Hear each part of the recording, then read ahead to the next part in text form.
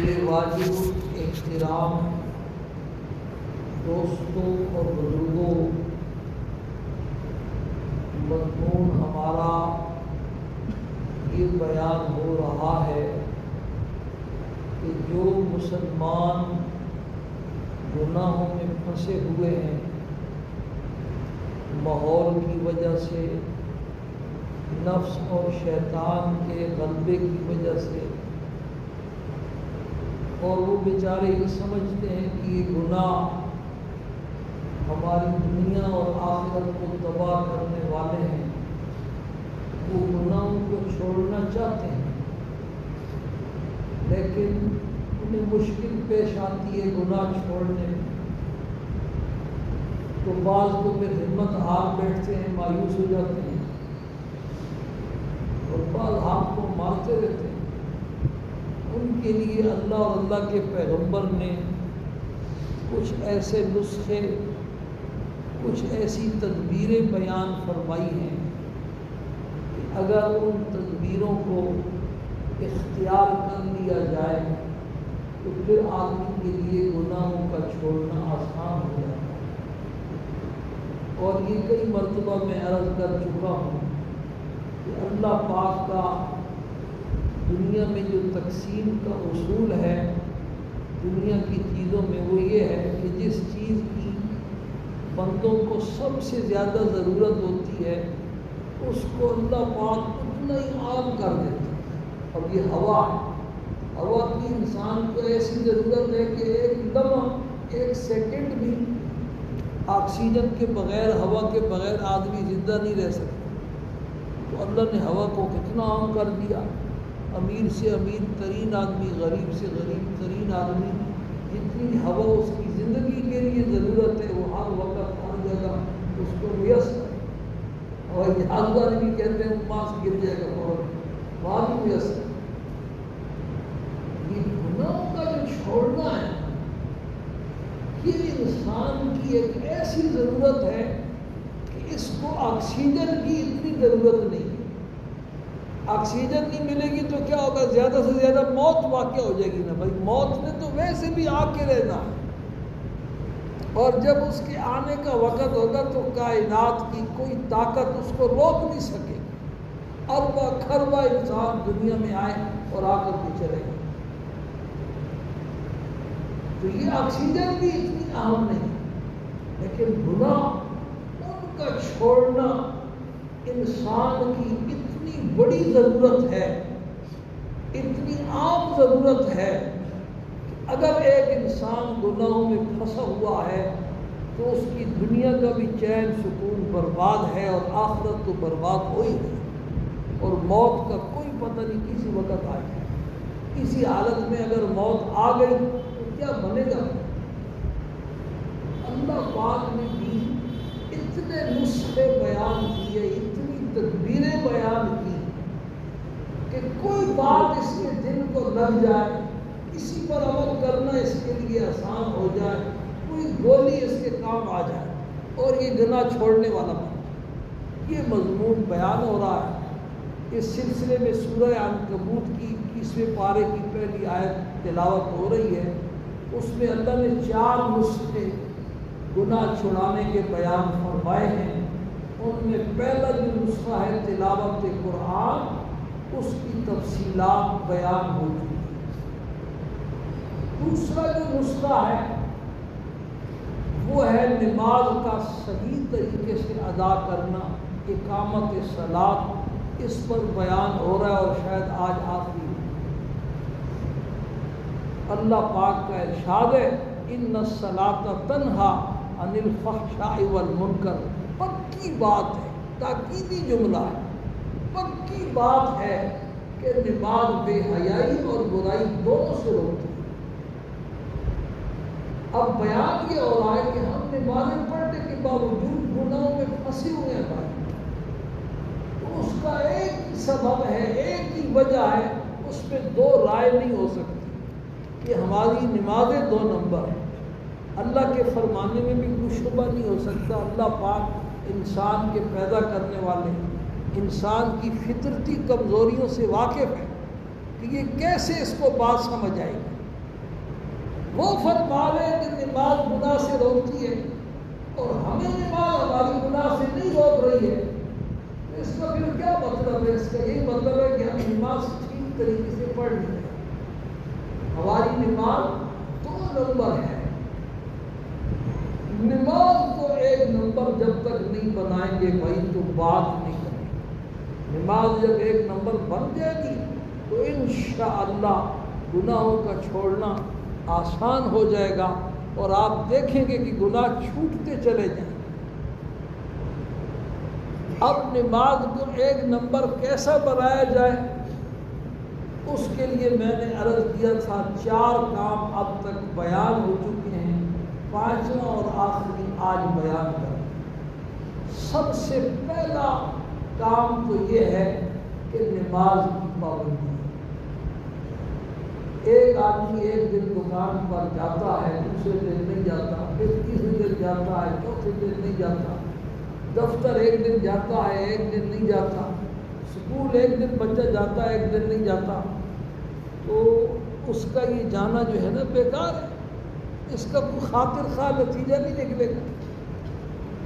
Blood pressure کی گولی ایک دن کھاتا ہے، ایک دن نہیں کھاتا، شوگر کی گولی ایک دن کھاتا ہے، ایک دن نہیں کھاتا، تو جس دن نہیں کھائے گا اس دن اٹیک کر جائے گی بھائی۔ تو سب سے پہلا کام جو نماز کی کیا ہے؟ پابندی۔ جب تک پابندی نہیں ہوگی بات آگے چل ہی نہیں سکتی، پھر باقی ساری باتیں بیکار ہیں۔ اس دن بھی ہم بیٹھ کے دوست بیٹھے ہوئے تھے تو یہی بات کر رہے تھے کہ مغرب میں عشاء میں لوگوں کی کثرت ہوتی ہے اور فجر کی نماز میں سب ڈیڑھ سب ہوتی ہے، یہ سارے لوگ کام پر چلے جاتے ہیں، رات کو 12 بجے اٹھ کے کام بھی چلے جاتے ہیں،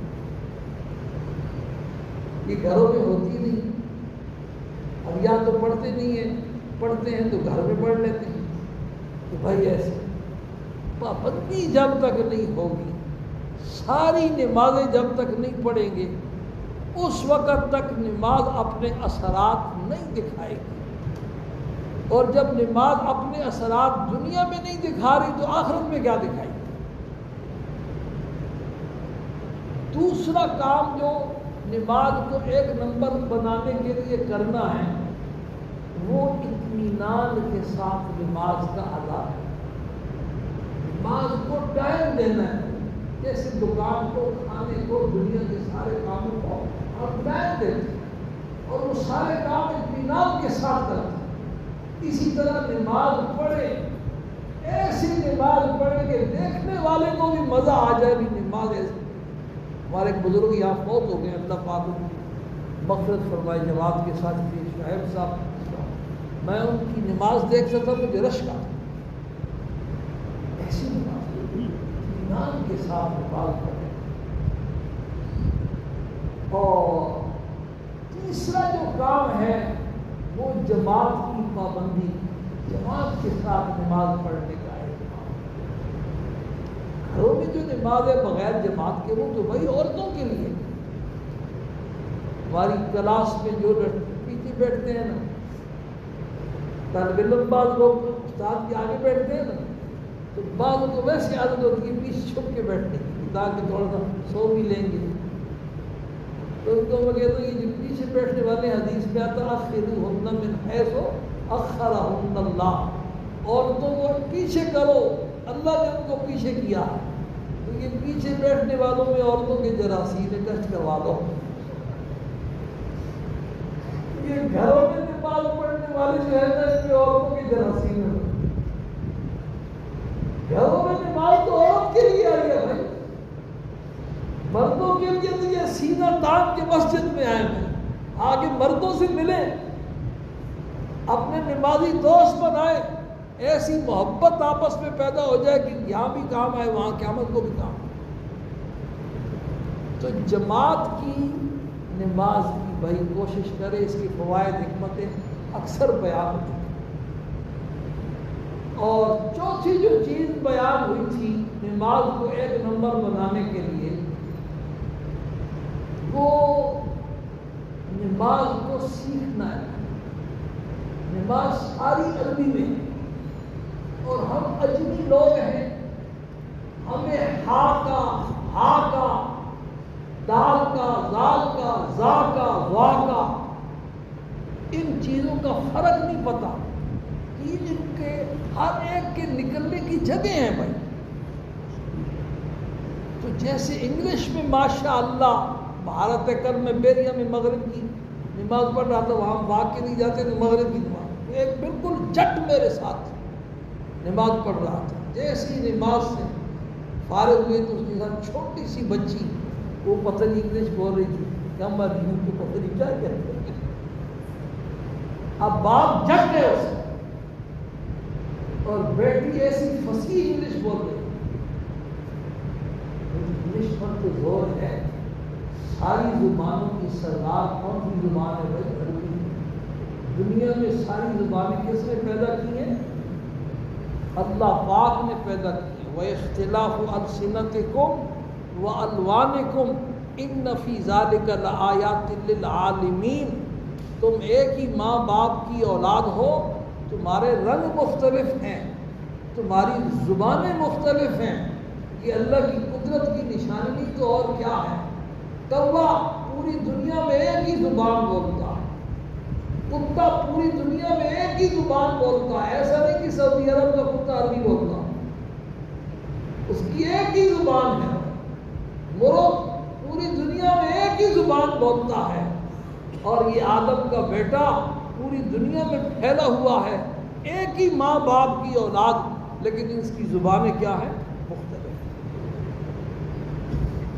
لیکن ساری زبانوں کی جو سردار زبان ہے وہ عربی زبان ہے. اس میں کسی معالم کا اختلاف نہیں. سرکار دو عالم صلی اللہ علیہ وسلم کا ارشاد ہے، احب العرب لثلاث. اہل عرب سے 3 چیزوں کی وجہ سے محبت کیا کرو. میں تمہارا پیغمبر عربی ہوں، میرا لحاظ کیا کرو. والقرآن عربی، اور قرآن پاک تمہاری آسمانی کتاب جو ہے وہ عربی ہے، اس کا کچھ لحاظ کر لیا کرو. اور تیسری بات تو بڑی عجیب ارشاد فرمائی، وَلِسَانُ أَهْلِ الْجَنَّةِ عَرَبِيٌّ، اور جنتیوں کی زبان بھی عربی. اس سے علماء نے مسئلہ نکالا ہے کہ یہ دنیا کی ساری زبانیں مٹ جائیں. اس دنیا نے اور دنیا کی ہر چیز نے فنا ہو جانا ہے. جنت اور جنت کی ہر چیز نے ہمیشہ باقی رہنا ہے. یہ دنیا کی ساری زبانیں یہی رہ جائیں گی بھائی. عربی زبان کو اللہ پاک ایسا بقا اور دوام بخشیں گے کہ ہمیشہ ہمیشہ کے لیے جنت میں رہنا ہے. جنت میں یہ بولی جاتی ہے، سارے وہاں عربی بولتے ہیں.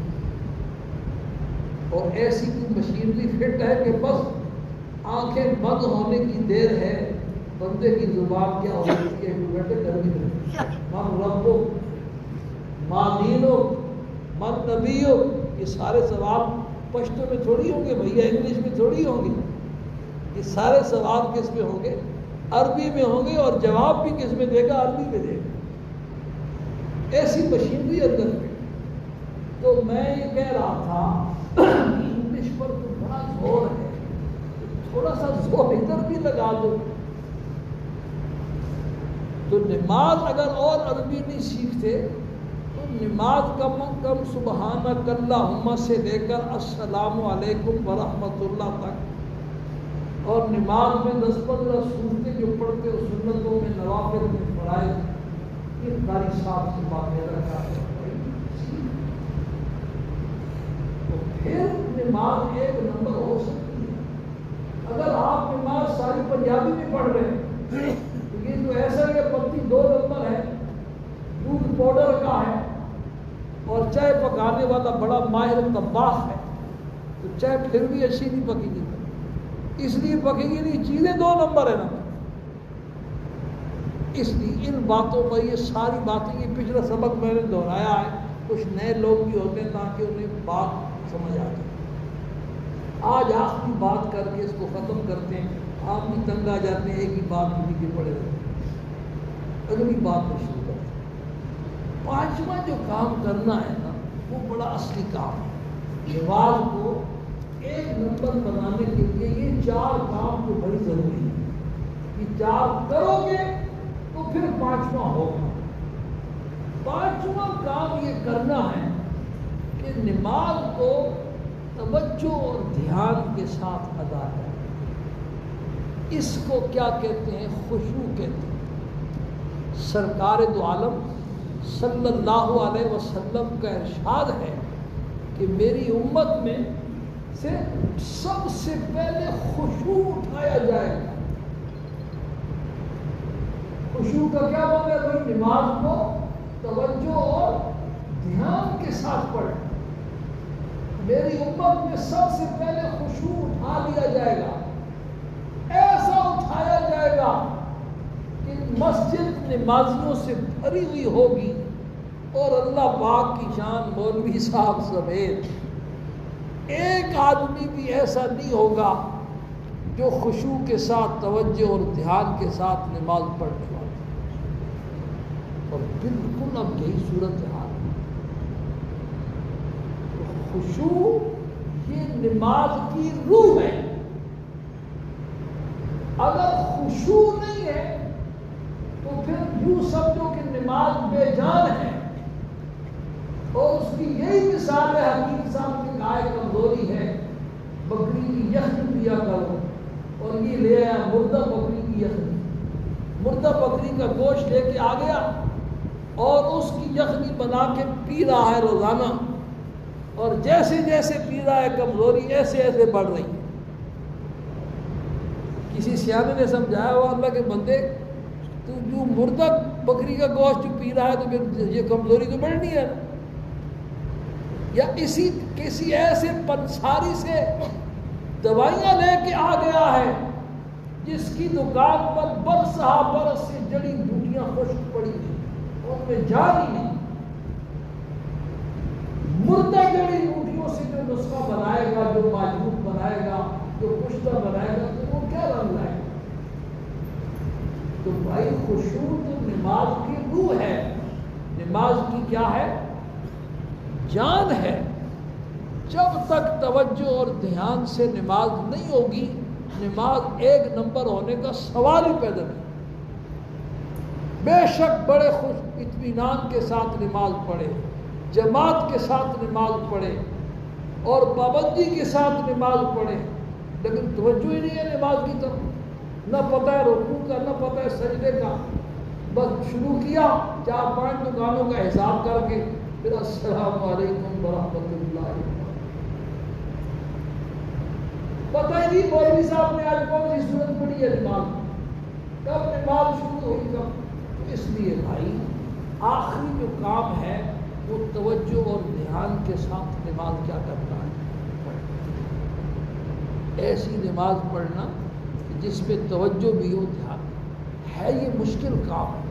غیر اختیاری جو خیالات آتے ہیں نا، وہ سب کو آتے ہیں، وہ بزرگوں کو بھی آتے ہیں اور غیر بزرگوں عام آدمیوں کو بھی آتے ہیں، وہ معاف ہیں۔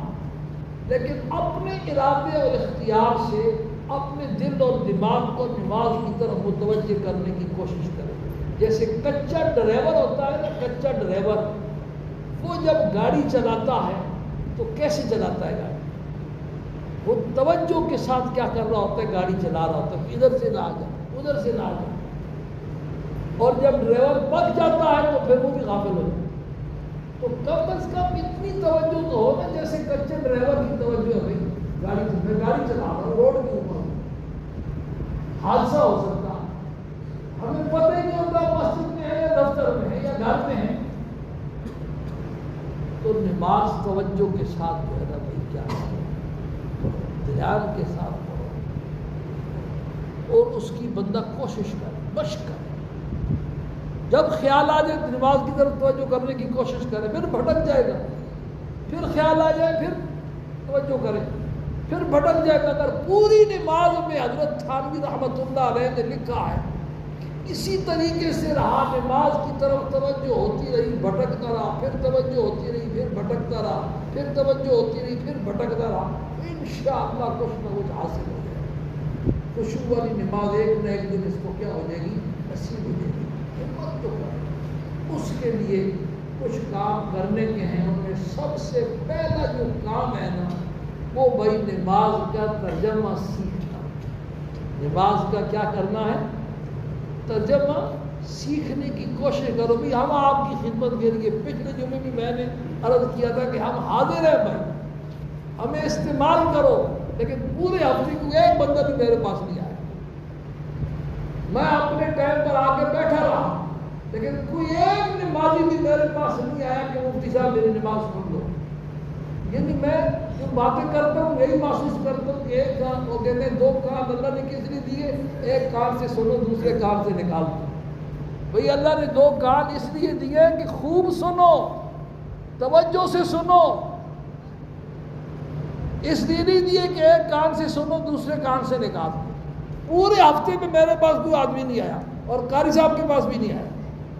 حالانکہ پھر جمعے یہ تلقین کی تھی کہ ہم آپ کی خدمت کے لیے 24 گھنٹے حاضر ہیں، ہر نماز سے 15-20 منٹ پہلے آ کے بیٹھ جاتے ہیں، نماز کے بعد بھی آپ کہیں گے آپ کو ٹائم دیں گے، نمازیں سناؤ اور اپنی نمازیں کیا کرو بھائی درست کرو۔ یہ جو نماز کا ترجمہ ہے اس کے لیے بھی ہم حاضر ہیں، ایک ایک لفظ کا ترجمے کے ساتھ جب آپ کو نماز آتی ہوگی پھر آپ نماز پڑھیں گے تو پھر آپ کو پتہ چلے گا کہ نماز کس کو کہتے ہیں۔ پیر ذوالفقار صاحب کا میں نے ایک بیان سنا، بلکہ ایک دعا سنی، عجیب جملہ اس میں فرمایا، اللہ فرعون تو 400 سال اپنے آپ کو تیرے مقابلے میں رب الاعلیٰ کہلاتا رہا، اور تو اس کو بھی دیتا رہا، نوازتا رہا، عطا کرتا رہا، اور ہم تو تیرے ایسے بندے ہیں کہ دن میں کتنی مرتبہ سجدے میں سر رکھ کر کے کہتے ہیں سبحان رب الاعلیٰ، پاک ہے میرا پالنے والا جو ساری کائنات سے بلند و بالا ہے، تو ہمیں کہاں معروف کرتا ہے؟ جب سبحان رب الاعلیٰ اس معنی کو سمجھتے ہوئے کہو گے تو پھر اس کا لطف ہی کچھ اور ہو۔ الحمدللہ رب العالمین، ساری دنیا میں جتنی تعریفیں ہو رہی ہیں وہ ساری کس کی ہو رہی ہے؟ بھی اللہ پاک کی ہو رہی ہے۔ اس توجہ کے ساتھ، اس سمجھ کے ساتھ جب نماز پڑھو گے تو پھر اس کا مزہ ہی کچھ اور ہوگا۔ جب کہو گے الحمدللہ رب العالمین، پھر آسمانوں سے آواز آئے گی حمدنی عبدی، میرے بندے نے میری تعریف بیان کی۔ جب سمجھ کے کہو گے الرحمن الرحیم، پھر آسمانوں سے آواز آئے گی اثنا علی عبدی، میرے بندے نے میری ثنا بیان کی۔ جب مالک یوم الدین کہو گے پھر آسمانوں سے آواز آئے گی مجدنی عبدی، میرے بندے نے میری بزرگی بیان کی۔ پہلے بھی آپ کو سنایا تھا مجدد الفسانی رحمہ اللہ، وہ فرماتے ہیں کہ جب میں نماز شروع کرتا ہوں تو اپنے کانوں سے یہ ساری آوازیں سنتا ہوں۔ الحمدللہ رب العالمین جب کہتا ہوں تو اپنے کانوں سے سنتا ہوں حمدنی عبدی، تو پھر آگے بڑھتا ہوں میرے بندے نے میری تعریف کی۔ اگر آواز نہیں آتی تو سمجھ جاتا ہوں وہ خامی ہے۔ پھر جب کہتا ہوں الرحمن الرحیم تو پھر اپنے کانوں سے سنتا ہوں اثنا علی عبدی، میرے بندے نے میری ثنا بیان۔ پھر کہتا ہوں مالک یوم الدین، پھر اپنے کانوں سے سنتا ہوں مجدنی عبدی، میرے بندے نے میری بزرگی بیان۔ پھر نماز کا یہ لطف ہوگا بھائی۔ جبریل امین انسانی شکل میں آئے، ایمان کا سوال کیا، اسلام کا سوال کیا، ایک سوال کیا مت احسان یا رسول اللہ، تیسرا سوال یہ تھا اللہ کے پیغمبر احسان کس کو کہتے ہیں؟ آپ نے فرمایا ان تعبد اللہ کأنک تراہ فإن لم تکن تراہ فإنہ یراک۔ احسان اس چیز کا نام ہے بھائی کہ تم اللہ کی عبادت ایسے کرو جیسے اللہ کو دیکھ رہے۔ اور اللہ والے جو ہیں ان کو یہ مقام نصیب ہوتا ہے، تجلیات کا مشاہدہ ہوتا ہے۔ انہوں نے اپنے دل کی ایسی صفائی کی ہوئی ہوتی ہے کہ انہیں واقعتاً تجلیات کا مشاہدہ ہوتا ہے۔ اور اگر تجلیات کا مشاہدہ نہیں ہو سکتا، یہ مقام نہیں ہے، تو فرمایا فَإِن لَمْ تَكُنْ تَرَاهُ فَإِنَّهُ يَرَاكَ، اگر تم اس کو نہیں دیکھ سکتے تو اتنا تو ہونا کہ وہ مجھے کیا کر رہا ہے، دیکھ رہا ہے۔ اس میں تو کوئی شک شبے والی بات نہیں ہے، اس کے لیے تو کسی محنت کی ضرورت نہیں ہے مجاہدہ کرنے کی کہ اللہ ہمیں دیکھ رہا ہے تو اب بھی دیکھ رہا ہے۔ ایسی نماز پڑھو۔ ایک تو یہ ہے کہ نماز کا ترجمہ ہمیں کیا کرنا چاہیے، آنا چاہیے۔ اور دوسرا جو ہے نا، جو کرنے کا کام ہے وہ یہ نگاہوں کی، کانوں کی، دل کی، دماغ کی، ان ساری چیزوں کی حفاظت۔ یہ موبائل کا غلط استعمال، نیٹ کا غلط استعمال، فیس بک کا غلط استعمال، یوٹیوب کا غلط استعمال، یہ سارا گند دیکھ کر کے ہمارا یہ سارے اعضاء یہ ناپاک ہو چکے ہیں۔ دل دماغ ہمارا غلیظ اور ناپاک اور گندا ہو چکا ہے، اس میں گند بیٹھ چکا ہے، اس میں خدا کا نور کہاں آ سکتا ہے، خدا کہاں آ سکتا ہے۔ حضرت مجذوب نے ایک شعر کہا تھا بڑا عجیب، ہر تمنا دل سے رخصت ہو گئی، اب تو آجا اب تو خلوت ہو گئی۔ خدا تو دل میں تب آتا ہے جب سب کچھ دل سے نکال دو، اور ہم نے دل کے اندر گند بھرا ہوا ہے۔ یہ سارا گند جب تک نکلے گا یہ خشوع خضوع کہاں آوے ہو سکتا ہے۔